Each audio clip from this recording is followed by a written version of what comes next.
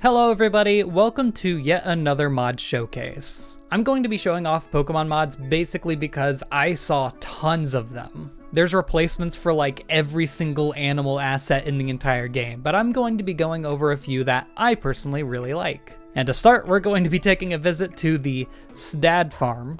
Now to start, you can see one of my mods. It's a part of one of them. I'll go over it later, but I just want to point this out because it's a horsey watering can. And that'll be something different on the other farm. What I really wanted to show off though was the Stardew Valley Pokemon Gym mod by the Horned Wolf. And of course, you can see that we have our cat here. This mod replaces the first cat with Alolan Vulpix, and this was made by Alola Vulpix's life on Nexus Mods. Will I adopt this cat? Yes, I will adopt this cat. Solica? Yeah. Yo! Animation! Why did it start dancing? What animation was that supposed to be? Yeah, so now I have a little Alolan Vulpix. This is one of my favorite Pokemon, and this is why I chose to show off this mod in particular. It's premium. Now we're going to move on to my main farm to show off the other ones. So the first mod I want to go over is the Pokemon Ruby, Sapphire, and Emerald Secret Base Stuff mod by Vamusi, which is a name I particularly like. So if we go into the furniture catalog here, I don't know if there's other ways to get these furniture pieces, but this is the way that I did. Every single item that you could get in Pokemon Ruby and Sapphire for your secret base is here. All of the posters, all of the mats, and if we go down farther, all of the dolls that are in the game. So I went through all of the effort to decorate a room with all this. Now, obviously it stands out a bit because it's not the exact same art style, but it doesn't look that bad, I don't think. In fact, I think the dolls look particularly nice. You could just place those around. Now there's another mod that we've kind of been seeing bits and pieces of called the Pokefy mod. This changes just so much in the game. If it's an animal, it is changed. And I chose this over all of these individual, like, change specifically squirrels, change specifically chicken mods, because it covers everything. You can see the little frog pen that we have with Sebastian is filled with 2 Poliwags instead. If I go up to the top left of my place, you can see an Appleton. This is the giant Junimo plush. So it's changed a bunch of random assets just sitting about, but on top of that, all of the animals have been changed too. Hoots, I believe, are void chickens. Yes, I know they're all hungry.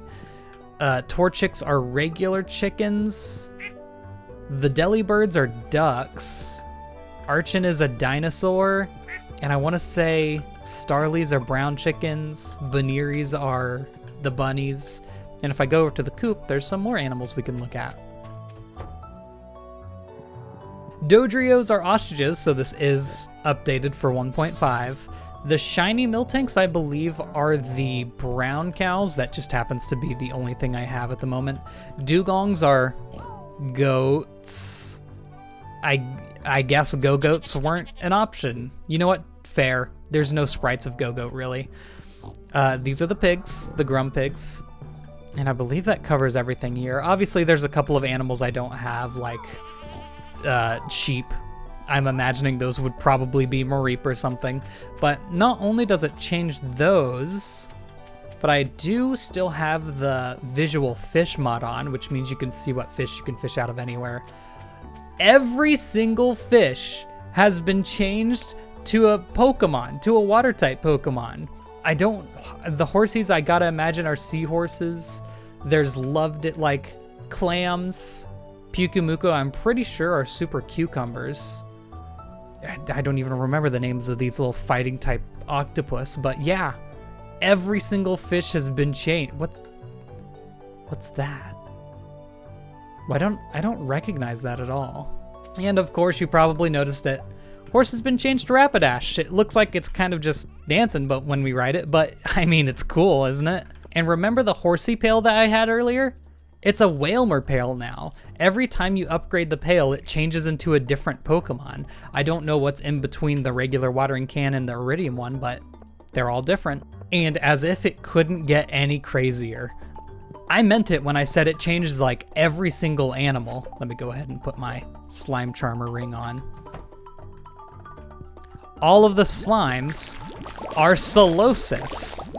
So not every single enemy has been changed, but almost all of them have. And as you can see, it even affects the dangerous versions of them. These Solosis have glasses on them. Unfortunately, the dangerous bugs don't have any change. Let me see if I can find something else. If I remember correctly, the dark archers were really cool. Yeah, it's a Genesect. Also, wow, an infested area. You can see the Solosis. There's a, what is that, Shieldon? What's Shieldon? Oh, the Shieldon are the little helmet dudes. And I'm gonna die if I don't be careful here. Yo, a special Solosis. What are the chances? All right, here we are at the Skull Cavern. Unfortunately, I don't have the dangerous Skull Cavern turned on because when you have the Royal Serpents, which are the really long ones, they're Milotic, which is a really cool Pokemon to put in. Hey, there's the giant slime. It's a Duosion, which is the evolved form of Solosis, if you didn't remember. Oh, the regular serpents are Flygons. That's actually really cool. I like that one. I was expecting like a Dratini or Dragonair or something, but that's a really good choice. That's a Carbink. I believe these are the armored bugs. Yep. There we go. So this is a mummy, Cophagrigus. And if you knock it out, it basically just closes the coffin. It's really neat, and I don't have any bombs on me, unfortunately. Yeah. I just love the attention to detail, how they changed almost every single enemy. And you know what? I haven't even checked Ginger Island yet. Let me look at that. Oh my God, the parrots have been changed to Chatot. I'm loving it. They've changed the Vulcan. Now this isn't even in the notes in the mod because I'm assuming these were changes that were made later on in the mod's life. That's the, I couldn't tell you what it's called. Slugmas. And that's an Alolan Diglett. I love looking at, it's like rediscovering every single enemy again. Well, unfortunately, no magma cap floors. I'm trying to think of if there's anything else I could show off. You know what? You could check it out yourself because this is just a really cool mod, and honestly, it goes above and beyond all of the other replacement mods. And actually, I can show you. If you don't like any of the particular Pokemon it changes, if you have the mod menu, which you probably should have for a couple of different mods, you can turn any of these off. You can see that these are all the options for like what the dog is. I turned the cat off so that I could show off the Alolan Vulpix.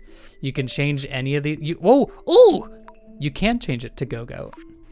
You have options for all of these. This is really cool. Now there's just one more mod that I wanted to show off. This one's a little bit weirder. Well, here's a little bit of a selection for some of the river fish that you can find. I see Basculin, Froakie. So I just noticed they've kept this canonically accurate. These are all freshwater Pokemon. Interesting. Anyway, this one's a little bit weirder. It changes Leah into Gardevoir, which, you know, this is going to make a few select people very, very happy, I'm sure.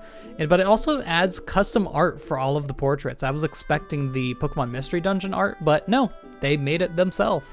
Love the way everything looks when it's covered with fresh snow. So if you wanted to change any of the villagers into Pokemon, you can do that. I saw a few mods. I saw one that changes Clint into Machoke, so you have options. Anyway, that concludes yet another mod showcase. If there's anything else you want me to show off, please let me know. I'll see you all then, and goodbye.